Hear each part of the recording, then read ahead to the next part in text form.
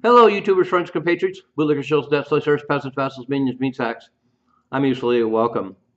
So yesterday, Trump announced that there would be tariff exemptions for a whole line of electronics, and this makes total sense, and it's going to relieve a lot of pressure because looking around the landscape out there, it looks like there's huge sectors of the American economy that are really happy about tariffs, and the tariffs will do exactly what they're supposed to be doing for, say, the shrimp industry in the Gulf of America, and for furniture makers in North Carolina.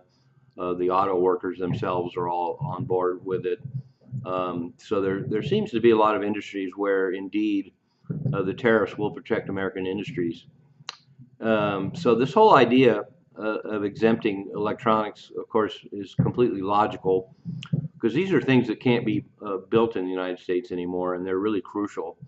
And you start laying tariffs on iPhones, for example, and people have to pay $3,500 for an iPhone, they're not going to be happy.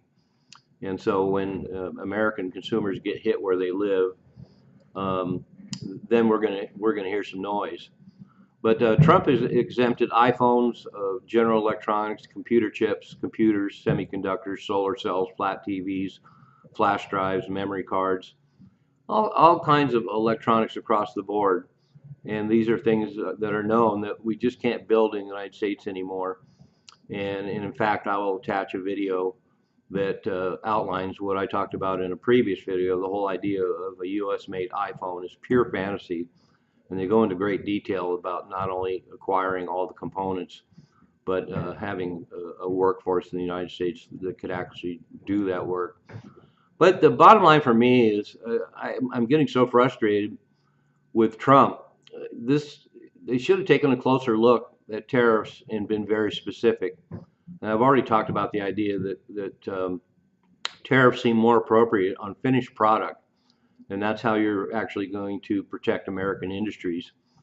But they shouldn't put tariffs on the components because that's where we run into trouble.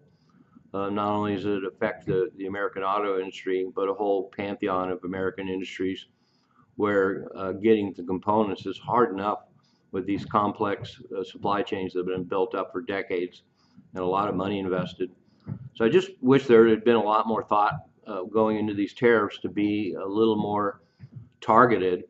And this is a great example that we could have saved ourselves a lot of headaches if the thought was given to tariffs.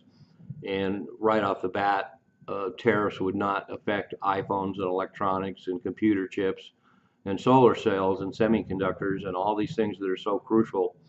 A lot of drama in the market, a lot of drama of tariffs in general.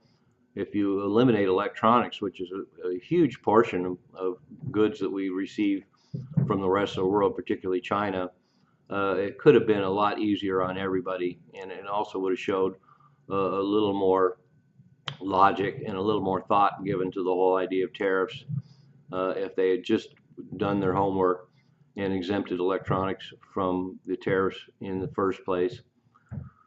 So anyway, so I'm getting used to all these crazy gyrations, and once again, I'm trying to see the logic in it and that there's a strategy. But when things like this happen, it's just really frustrating, and it just shows that Trump's creating a lot more headaches than he needs by not being logical and pragmatic about tariffs in the beginning before he even announces them. And this is a great example of that. I'm a useful idiot, don't you be one too?